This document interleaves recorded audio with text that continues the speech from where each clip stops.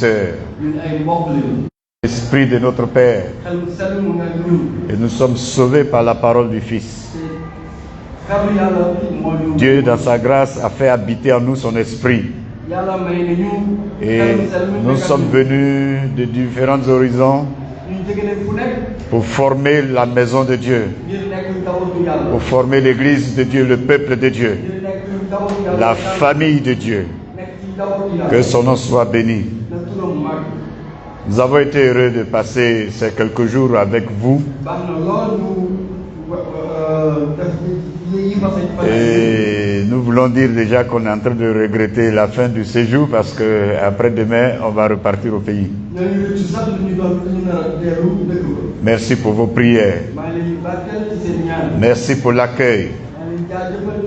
Merci aussi de nous donner du temps pour parler un peu des choses qui concernent la maison de Dieu, l'œuvre de Dieu. Nous n'allons pas mettre une conclusion, on va le dire, définitive. Certainement que l'occasion nous sera donnée pour reprendre cette pensée un autre jour. Comprenez par là que notre désir est de revenir rapidement, aussitôt. Que le nom du Seigneur soit béni. La présence de Dieu, telle est la pensée que nous avons abordée il y a quelques jours en arrière. La présence de Dieu dans l'église, dans le temple. Et ce matin, nous allons voir, on va dire, le dernier aspect pour aller vers une petite conclusion. Le dernier aspect, c'est comment favoriser la présence de Dieu dans l'église, dans la maison de Dieu. Avant d'en parler en détail, nous allons toucher quelques éléments que j'appelle ici une généralité sur la présence de Dieu. Et pour cela, lisons dans l'évangile de Jean, Jean chapitre 2, du verset 13 à 17. Après, nous lirons le deuxième passage, 2 Chroniques 29, verset 1 à 5. Alors, faisons la première lecture. Jean chapitre 2, verset 13 à 17. La Pâque des Juifs était proche et Jésus monta à Jérusalem.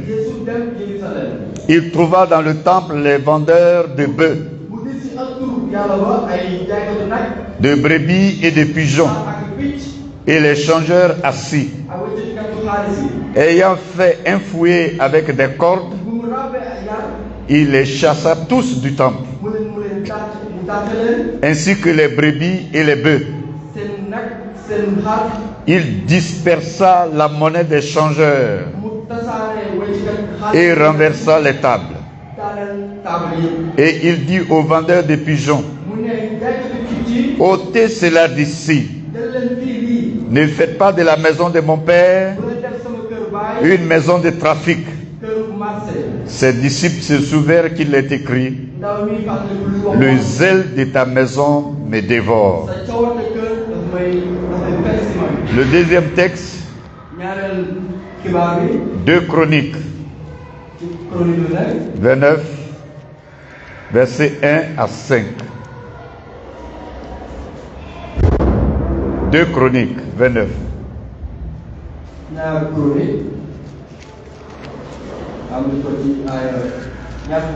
Verset 1 à 5, que je lis.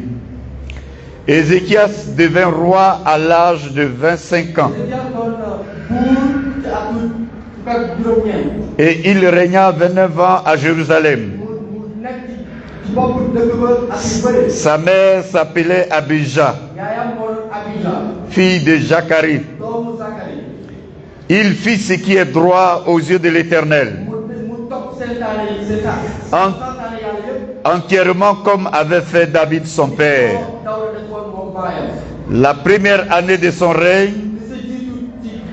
au premier mois, il ouvrit les portes de la maison de l'Éternel et il le répara. Il fit venir les sacrificateurs et les Lévites qu'il assembla dans la place orientale et il leur dit: écoutez-moi, Lévites, maintenant sanctifiez-vous et sanctifiez la maison de l'Éternel, le Dieu de vos pères, et mettez ce qui est impur hors du sanctuaire. Je suis tenté d'aller jusqu'au verset 10. Donc, allons-y. Car nos pères ont péché. Ils ont fait ce qui est mal aux yeux de l'Éternel, notre Dieu. Ils l'ont abandonné. Ils ont détourné leur regard du tabernacle de l'Éternel et lui ont tourné le dos. Ils ont même fermé les portes du portique et éteint les lampes. Et ils n'ont offert au Dieu d'Israël ni parfum ni holocauste dans le sanctuaire. Aussi la colère de l'Éternel a été sur Juda et sur Jérusalem. Et il les a livrés au trouble, à la désolation et à la moquerie, comme vous le voyez de vos yeux. Et voici, à cause de cela, nos pères sont tombés par l'épée, et nos fils, nos filles et nos femmes sont en captivité.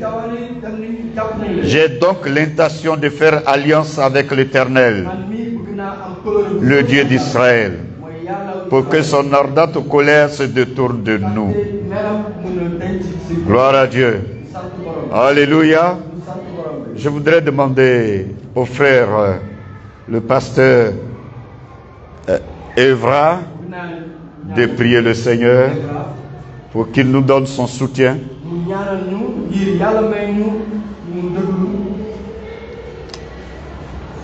Demandons gloire à toi qui règnes à jamais.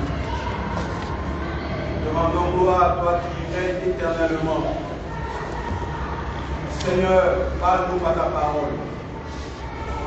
Parle à tes serviteurs et à tes servantes ce matin. Enseigne-nous tes vertus ce matin, Père. La gloire à toi ce matin. Au nom de Jésus, ton Fils. Amen. Amen. Gloire à Dieu.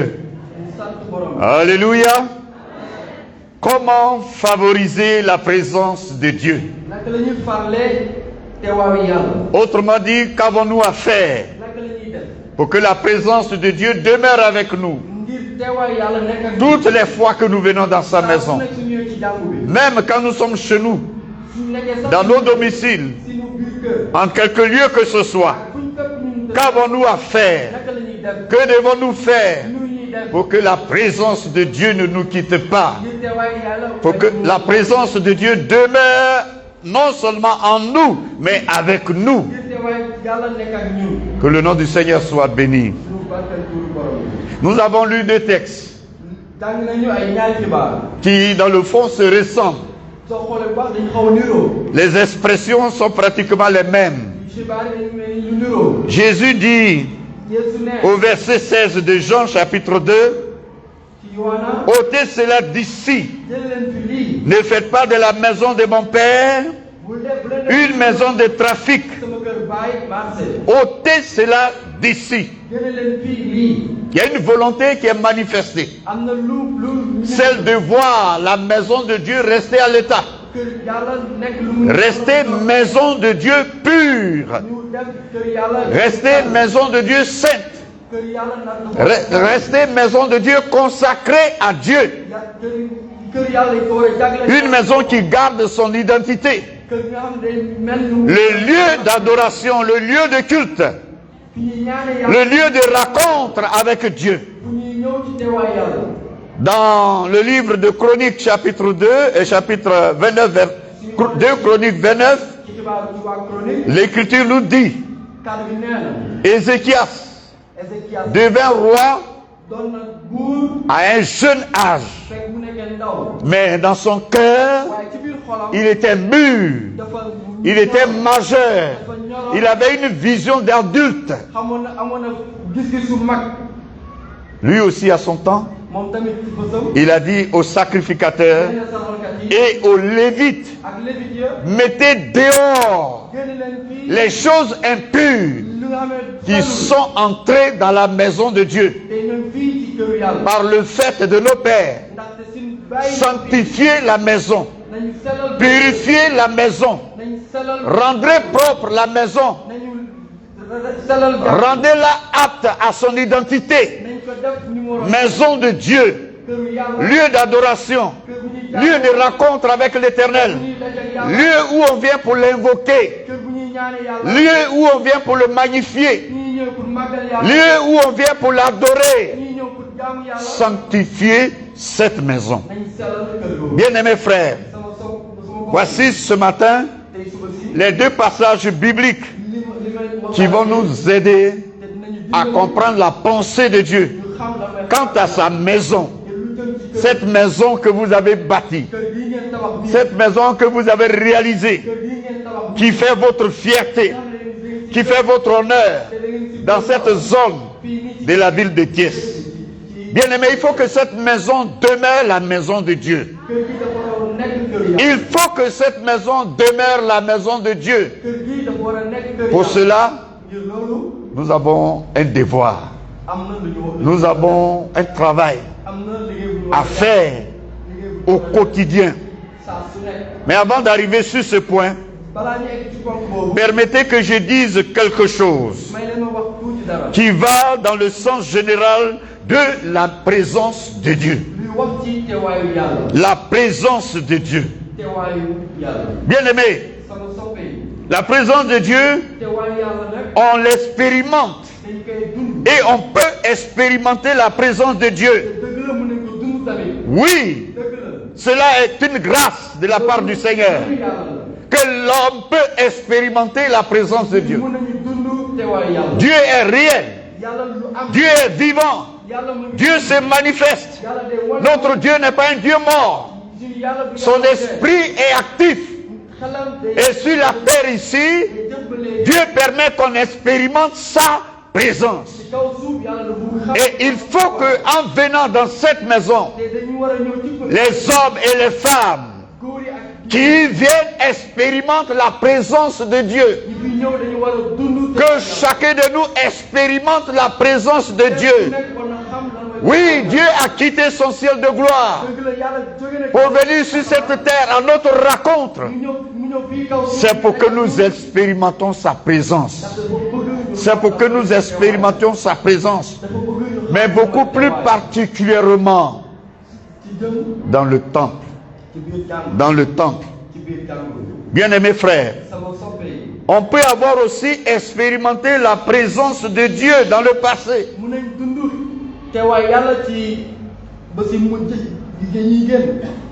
Quelques-uns parmi nous ici peuvent le dire ce matin, qu'à un moment donné de ma vie, j'ai expérimenté Dieu. J'ai expérimenté la présence de Dieu. Et ça, je le mets sur le passé. C'est le passé. C'est passé. J'ai fait cette expérience il y a longtemps. Mais et maintenant? On peut donc expérimenter la présence de Dieu à un certain moment de notre vie. Mais si on n'a pas veillé, on peut perdre la présence de Dieu. On peut perdre la présence de Dieu. Et cela, on l'a dit dès le départ. Avec le texte que je vous ai donné, les chapitres du livre d'Ézéchiel. Je ne sais pas si vous avez fait l'exercice, mais ce qui est sûr, dans ces chapitres, il nous a dit que la gloire de Dieu, la présence de Dieu a quitté le temple et la ville de Jérusalem. Or, le peuple avait expérimenté cette présence. Donc, pour certaines raisons, un homme, une église peut perdre la présence de Dieu. Et c'est le cas de Saül. Saül a expérimenté clairement la présence de Dieu. Et la parole de Dieu nous dit qu'il a été changé en un autre homme. Il a expérimenté la présence de Dieu. La présence de Dieu a été manifeste sur la vie de Saül. Mais malheureusement, cet homme a perdu la présence de Dieu. Bien-aimés frères, voilà ce que je voudrais dire. Mais permettez que je progresse. Il y a la possibilité aussi de retrouver la présence de Dieu. On peut avoir expérimenté la présence de Dieu. Et pour certaines raisons, on peut perdre la présence de Dieu. Mais aussi, selon les Saintes Écritures, il y a la possibilité de retrouver la présence de Dieu. Alléluia. Il y a la possibilité. Et je veux te donner ce matin cette assurance, mon frère. Je veux te dire ce matin, mon frère, ma soeur, que c'est possible que la présence de Dieu revienne sur ta vie. C'est possible que la gloire de Dieu revienne sur ta vie. C'est possible que la main de Dieu revienne sur ta vie. Oui. Dieu manifeste encore sa présence. Dieu manifeste encore sa présence. Bien-aimés, quand nous parlons de notre Dieu, ne parlons pas de lui comme au passé seulement. Oh, avant, non. Dieu manifeste encore sa présence dans l'église. Et croyons-le, et recherchons cela. Dieu manifeste encore sa présence dans l'église. Dieu que nous servons, il n'est pas le Dieu du temps d'Élie seulement, où il a craché le feu. Dieu que nous servons, il n'est pas le temps du Dieu de David, où il a fait tomber le géant Goliath. Dieu que nous servons n'est pas le Dieu du temps de Moïse, où il a divisé les eaux de la mer Rouge. Il continue encore de vrai aujourd'hui, bien-aimé. Dieu continue de travailler encore, car la parole de Dieu déclare que Jésus-Christ est le même, hier, aujourd'hui et éternellement. Et l'homme de Dieu dit qu'il n'y a pas de changement en notre Dieu. Il demeure le même. Dieu est le même. Ce qu'il a fait hier, il le fait aujourd'hui et il le fera demain. Que le Seigneur nous aide. Vous avez donné un nom à votre temple. Emmanuel. Le temple Emmanuel. Et nous savons tous que Emmanuel veut dire Dieu avec nous. Dieu avec nous.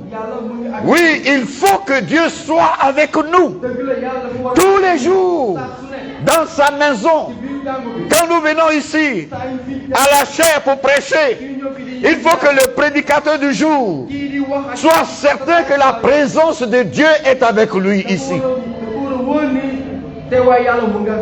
dans ce temple. Parce que, chers frères, prédicateurs, vous voyez tout ce monde qui est là. Chacun a ses petits problèmes. Chacun a ses petits soucis. Chacun a ses petits combats. Et quand il quitte chez lui à la maison, il vit avec cette intention de voir Dieu agir sur sa vie à travers la prédication de la parole. La parole de Dieu qu'il va attendre. Cette parole viendra pour guérir son âme. Cette parole viendra pour libérer sa vie. Cette parole viendra pour délivrer sa vie. C'est pourquoi, frère, vous prédicateurs, soyez certains que vous avez avec vous la présence de Dieu depuis chez vous à la maison, avant d'arriver ici le dimanche, pour vous tenir à la chair et prêcher la parole. Oh, le psalmiste dit, je suis dans la joie. Quand on me dit, Allons à la maison de l'Éternel. Oh oui, parce que là-bas, dans la maison de l'Éternel, il va écouter un prédicateur qui a la présence de Dieu avec lui. Parce que là-bas, dans la maison de l'Éternel, il va attendre une prédication qui vient du ciel pour guérir sa vie. Que le Seigneur nous aide. Que le Seigneur nous aide. Quand on met les pieds ici, depuis le seuil là-bas, il faut qu'on soit bousculé au-dedans de nous. Ah, je sens la présence de Dieu. Je vis la rencontre de Dieu. Que le Seigneur nous aide. Oui, la présence de Dieu n'est pas dans tous les lieux de culte. La présence de Dieu n'est pas dans tous les lieux de culte. Il y a des lieux de culte où la présence de Dieu n'y est pas. La présence de Dieu se trouve là où se trouve l'Esprit de Dieu. La présence de Dieu se trouve là où la parole de Dieu est. La présence de Dieu se trouve là où se trouve aussi la sainteté, la pureté. Que le Seigneur nous aide. Oui, chers frères et sœurs, l'homme de Dieu a pris des jours ici pour nous enseigner. Les ténèbres ne régneront plus. Que les ténèbres ne règnent pas. Oui, les ténèbres sont une œuvre de Satan et de ses esprits. Mais la gloire de Dieu, la présence de Dieu qui est la lumière vient chasser ces ténèbres. C'est pourquoi nous avons tous besoin, chers frères et sœurs, de tout faire. Que dans notre vie, les ténèbres ne règnent pas. Et dans la maison de Dieu, que les ténèbres aussi ne règnent pas. Nous avons tout à l'heure reçu un don spirituel. Ce don spirituel, qu'est-ce qu'il a dit? Le message qu'on a reçu tout à l'heure. Ceci est très important pour moi. C'est très important. Et ça met en évidence l'importance de la présence de Dieu dans l'église. L'importance de la présence de Dieu dans l'église. Il y a quelques années en arrière, j'ai logé un ami et dans la semaine, cet ami a eu à faire certaines choses. Alors des choses pas du tout catholiques pour nous chrétiens. Il s'est introduit dans une maison pour voler des objets. Et il allait les vendre. Mais quand il a vendu tous ces objets, il a quand même réussi à garder un autre objet dans ma chambre, sous mon lit, sans que moi je ne le sache. On est restés ensemble. Et un vendredi soir, on avait une veillée. Quand on a les 15 premières minutes de la veillée, le Saint-Esprit a parlé. Près de 3 personnes ont donné le même message. Lequel message mettait l'accent sur quelqu'un parmi nous qui a introduit ce soir-là un autre esprit au milieu de nous. Et le Saint-Esprit est en train de dire à l'assemblée qu'il y a parmi nous quelqu'un qui a volé des objets. Des objets qui sont venus des funérailles.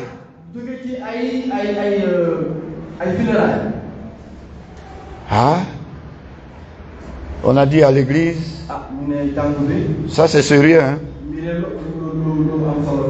Vous avez entendu ce que l'Esprit a dit? Qu'il y a quelqu'un parmi nous qui a volé des objets. Des choses qui sont venues de funérailles. Que la personne a volé. Il y avait des pagnes à quitte. En tout cas, beaucoup d'objets. Et donc, Moi, j'ai dit à l'église, cette voix qu'on vient d'entendre là, ne la perdons pas de vue. Le Saint-Esprit est à l'œuvre. C'est lui qui a fait ça, que la personne se lève. Pourquoi on cherche à l'aider? Tout naturellement, il y a eu un silence et puis une sorte de résistance. Mais l'Esprit de Dieu nous a aidés à aller plus loin. En fin de compte, la personne a été découverte. Et dans la journée, nous sommes passés point par point pour récupérer tous les objets qu'il avait vendus. Il y a beaucoup à dire, mais je veux simplement qu'on retienne ceci. Ça, c'est une des preuves. Quand la présence de Dieu est dans un temple, quand la présence de Dieu est dans une assemblée, bien-aimés frères et sœurs, je pense que ici, personne ne peut dire que nous ne voulons pas la présence de Dieu. Ce n'est pas seulement pour dénoncer le péché, mais la présence de Dieu, quand elle est dans une église, elle apporte bien de choses à l'église. Elle apporte bien de choses à l'église. Elle console les vies. La présence de Dieu, quand elle est dans une église, elle guérit les cœurs. Elle libère les captifs. Elle apporte la réponse aux prières. Les interrogations qui s'élèvent de notre âme, de notre cœur. La présence de Dieu vient répondre à toutes ces choses. Quand la présence de Dieu est dans le temple, est dans l'église, et qu'un inconverti y met les pieds, l'apôtre Paul dit, il dira, le Seigneur est ici. Dieu est ici. Dieu est avec vous. Voici donc, frères, ce que j'ai voulu dire avant de toucher ce point qui me concerne et qui me préoccupe le plus. Comment allons-nous favoriser la présence de Dieu dans sa maison? Comment? Qu'avons-nous à faire? Que devons-nous faire pour que la présence de Dieu soit avec nous dans sa maison? Jésus a dit, ôtez cela d'ici. Ne faites pas de la maison de mon Père une maison de trafic. Jésus, tout ce spectacle désolant dans le temple, il a répondu et il a dit et ceci, ôtez cela d'ici. Ôtez cela d'ici. Frères, ce matin, nous ne nous retrouvons pas dans le même contexte d'autrefois. Il n'y a pas de changeur parmi nous ici. Il n'y a pas de vendeur de pigeons ici. Mais je pense, il y a bien d'autres choses aussi qu'on peut trouver au milieu de nous. Il y a bien d'autres choses. Bien d'autres choses qui, aux yeux de Dieu, ne méritent pas qu'on les garde dans sa maison.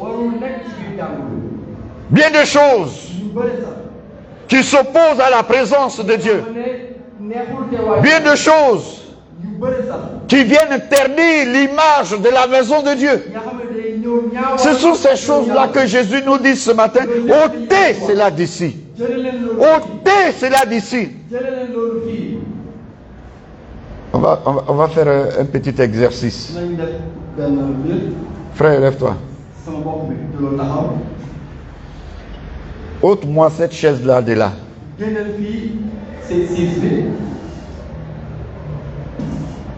Mais là un peu loin quand même. Puisqu'on a dit de ôter. Voilà. Vous voyez? Ôter, c'est ça. La chaise était là. Et comme je lui ai dit, il faut ôter cette chaise de là. Carrément, il l'a déplacée. C'est ça que Dieu nous demande, frère, il faut la remettre. Dieu nous dit de préserver sa maison. Je sais ce matin une chose. Le Seigneur est en train de sonder les cœurs. Dieu est en train de sonder les cœurs. Il dit, il faut ôter ces choses d'ici. Il faut les mettre dehors. Il faut ôter ce qui est impur. Il faut ôter ce qui n'est pas la gloire de Dieu dès la maison de Dieu. Il y a bien des choses qu'on pourra citer ce matin.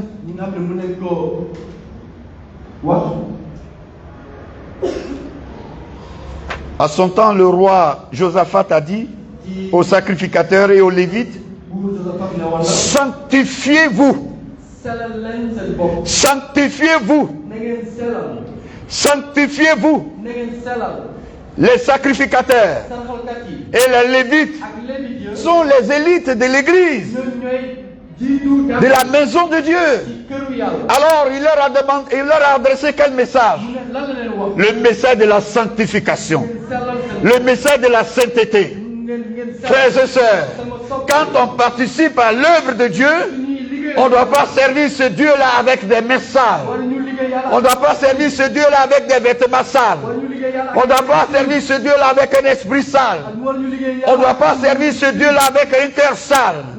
C'est pourquoi nous avons besoin de noter ce matin que la parole de Dieu nous dit, ôtez cela d'ici. Ôtez cela d'ici. Enlevez ces choses d'ici. Que cela ne soit pas nommé dans l'église de Dieu. Je ne sais pas ce qui se passe dans vos maisons, mais retenons ceci. Nous avons une règle qui nous est donnée ici ce matin. Jésus dit, ôtez cela d'ici. Il faut ôter ces choses d'ici. Oui, frère, sanctifiez-vous.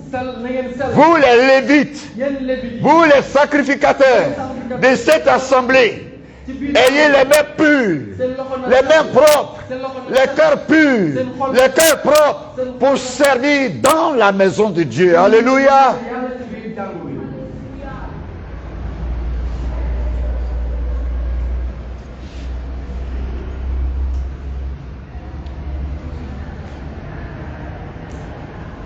Qui est lévite ce matin parmi nous ici? Ce sont les anciens.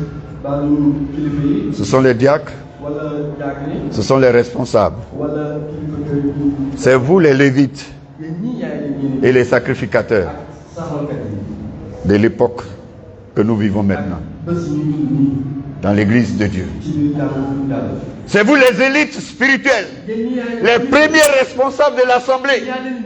C'est vous qui incarnez l'assemblée à l'intérieur et à l'extérieur. Donc votre vie chrétienne doit être une vie chrétienne clean, propre. Il ne doit pas avoir en vous des choses indignes qui ne sont pas à la gloire de Dieu. Ça, Jésus dit, il y a un seul traitement pour ce genre de choses. Ôtez ces choses d'ici, de la maison de mon Père. Ne faites pas de la maison de mon Père une maison de trafic. Ces choses n'ont pas droit de citer dans la maison de Dieu. Sanctifiez-vous. Sanctifiez-vous. Ensuite, il a dit, sanctifiez la maison de Dieu. Mettez tout ce qui est impur dehors. Tout ce qui est impur, mettez cela dehors. Autrement dit, pour que revienne la présence de Dieu dans sa maison. Oui, souverain sacrificateur, lévite de l'église de Thiès, hommes et femmes. Voilà votre responsabilité. Vous avez besoin de veiller sur la pureté de l'église, la pureté morale de l'église. Et quand vous êtes devant les cas de la pureté morale de l'église, ne soyez pas négligents. Soyez rigoureux. Soyez rigoureux. La présence de Dieu vous oblige à cela. Soyez rigoureux. Soyez rigoureux. N'ayez pas de parti pris. N'ayez pas de parti pris. Ne regardez pas l'homme et puis désobéir à la parole de Dieu. Mais regardez plutôt l'homme et appliquez la parole de Dieu à l'homme. C'est tout. C'est ce qui fait venir la gloire de Dieu. Là où la parole de Dieu est appliquée, la gloire de Dieu ne se retient pas. Elle vient aussitôt et elle se manifeste. Vous pouvez jeûner et prier. Vous pouvez veiller. Mais si vous n'êtes pas prêt à appliquer la parole de Dieu à toutes les circonstances de la vie de l'Église, bien aimé, les jeûnes et prières n'ont pas de sens.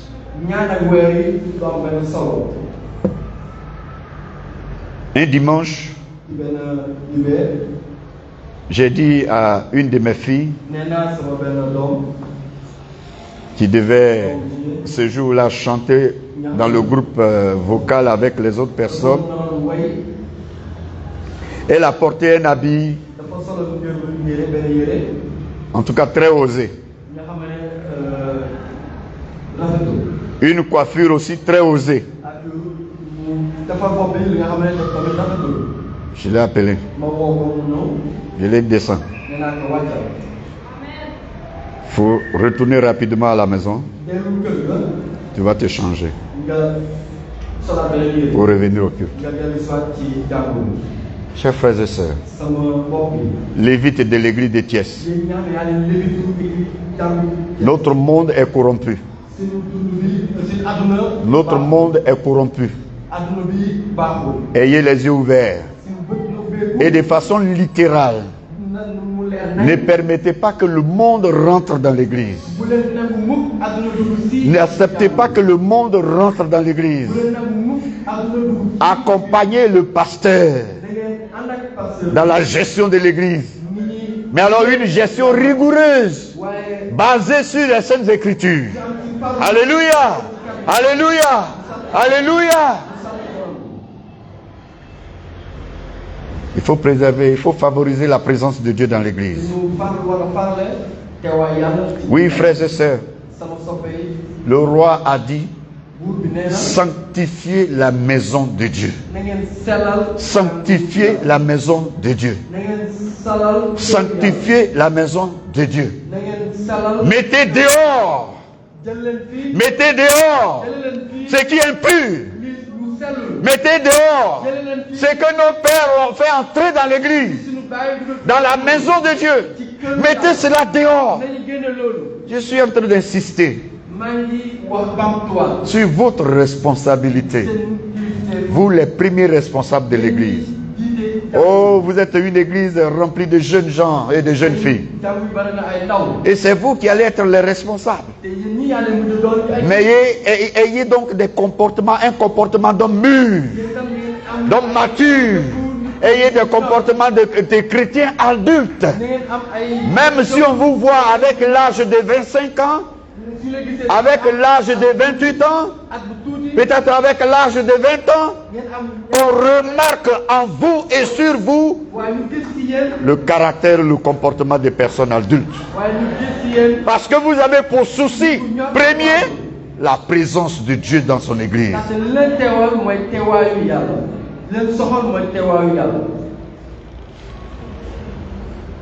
Chez nous, au lac, quand je suis assis comme ça, je regarde les chrétiens. Je les regarde. Je les regarde. Je les regarde. Et quand quelque chose ne va pas, je dis au responsable du groupe: tu vois telle chose, c'est pas normal, c'est pas juste. Donc comme c'est ton groupe, dis à la personne, il ne faut plus que ça va se répéter. Ah oui, le dimanche qu'on a fait avant de venir ici, bon, comme on est en direct. Sinon, j'ai dit à une de mes diaconesses, je lui ai dit: va me chercher un morceau de pagne pour habiller telle sœur, parce qu'elle est très mal habillée. Pour couvrir, pour la couvrir. Elle est très mal habillée. Trouve-moi un morceau de paille rapidement. Et puis la sœur est allée la prendre. Ils sont allés au dehors quelque part là-bas. Faut couvrir ta jupe là. Elle a porté une jupe qui s'arrête ici. Non. Non. Ces choses-là sont contraires à la maison de Dieu. Ces choses-là sont contraires à la présence de Dieu. Ces choses-là sont contraires à la gloire de Dieu. Il y a un homme de Dieu qui a prêché sur, je crois, LMTV ces temps-ci, il n'y a pas trop longtemps.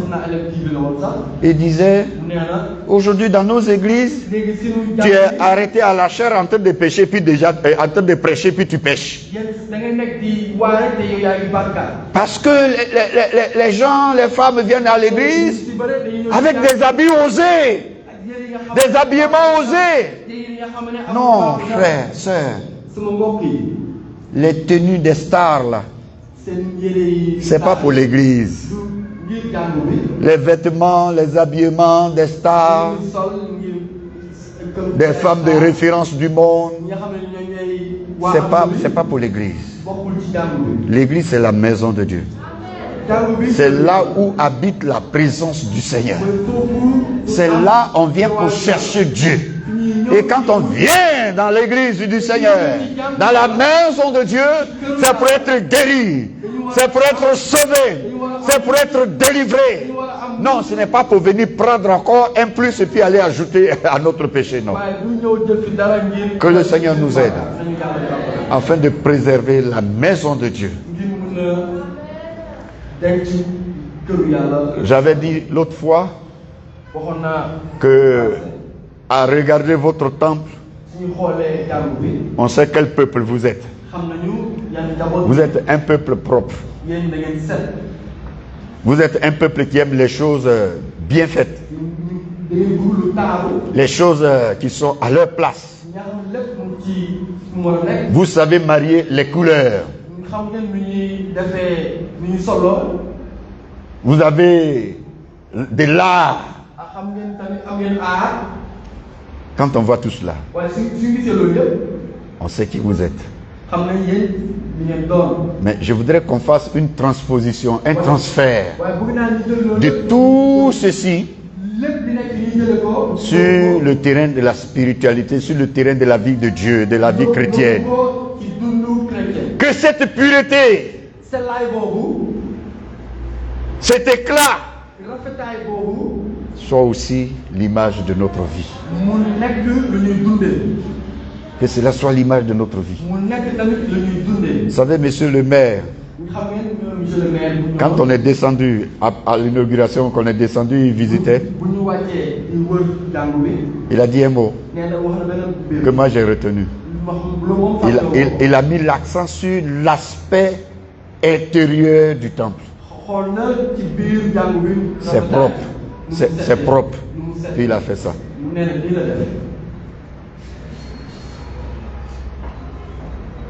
Que Dieu nous regarde du haut des cieux et que lui aussi il fasse ça.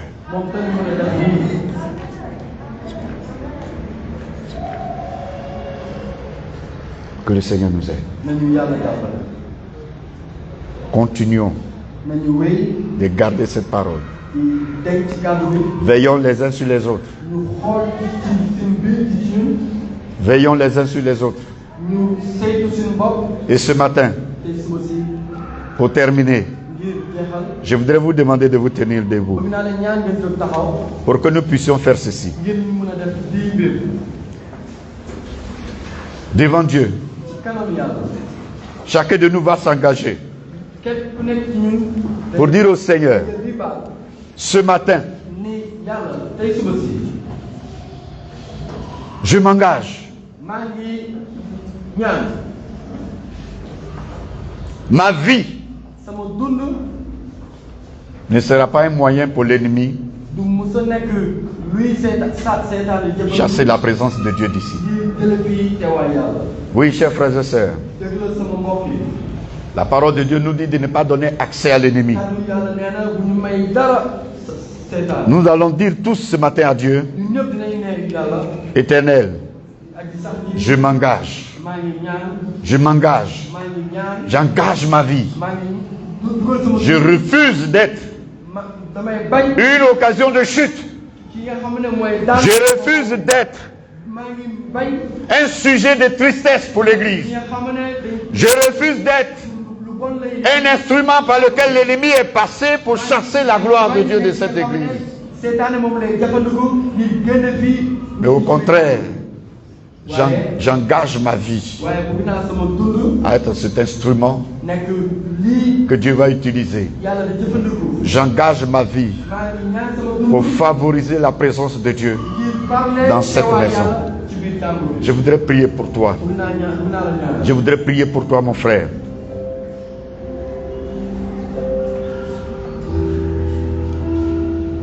Prenons une minute en train de réfléchir. Le Seigneur dit, ôtez cela d'ici.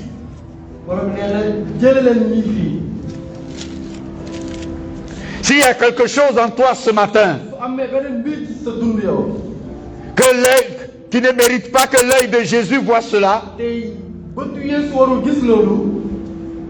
dis à Dieu, je refuse. Je refuse être celui qui souille l'intérieur de ta maison. Je refuse d'être celui qui introduit ce qui est impur dans ta maison. Je m'engage plutôt sur le chemin de la sanctification de la maison de Dieu. Sur le chemin de la pureté de la maison de Dieu. Pour que vienne la présence de Dieu dans sa maison. Au nom de Jésus. Éternel notre Dieu et Père, au nom de Jésus-Christ de Nazareth, voici ton assemblée. Préserve ton peuple. Garde ce peuple dans ta crainte. Garde ce peuple dans tes voies. Garde ce peuple, Seigneur, dans la vérité de ta parole. Garde-nous loin des choses de ce monde. Loin des choses que tes yeux n'aiment pas et ne veulent pas voir. Loin des choses impures. Loin des choses souillées. Permets, Éternel Dieu Tout-Puissant, que par nos vies, ta gloire continue de demeurer sur cette maison. Au nom de Jésus-Christ. Nous ne voulons pas être de ceux et de celles